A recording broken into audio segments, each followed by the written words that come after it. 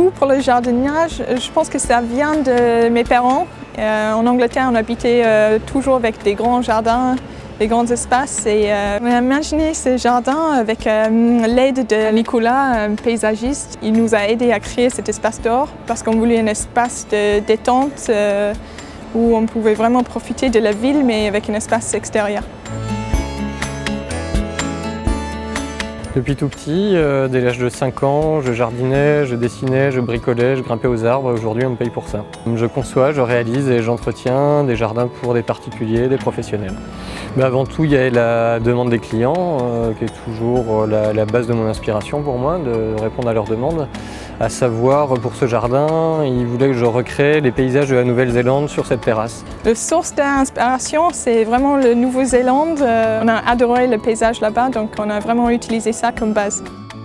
Les plantes que j'aime bien dans ce jardin, c'est l'Aralia. C'est un cousin d'une plante au Nouvelle-Zélande. On voulait vraiment quelque chose qu'on peut regarder le sol. Et la Fatsia à cause des grandes feuilles qui sont vraiment magnifiques. Vincent et Zoé m'avaient aussi présenté des photos des plages néo-zélandaises avec beaucoup de bois flotté.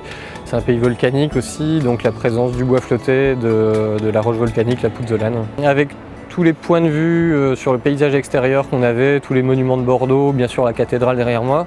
Il s'est en grande partie passé en live, je dirais, sur le terrain, à mesurer, placer des jalons et dire de là à là, ça doit faire telle hauteur pour cadrer sur tel élément, depuis tel point de vue, et en changeant de point de vue, etc. Et à chaque fois, on compose des vues comme ça. Globalement, la composition de l'espace, un jardin, c'est pas une collection de plantes, c'est avant tout de l'espace. Ce qui fait, si on comparait ça à une maison, ce qui fait la qualité d'une maison, c'est son architecture, ses volumes, c'est pas la tapisserie. Et le choix des plantes, on peut varier à l'infini, c'est ce qui crée l'ambiance, on va dire. Dans le jardin aujourd'hui, les choses que je préfère le plus, c'est les espaces différents, les 4 espaces, l'espace un peu matin, petit déjeuner, l'espace manger, déjeuner avec la table et l'espace détente avec le canapé.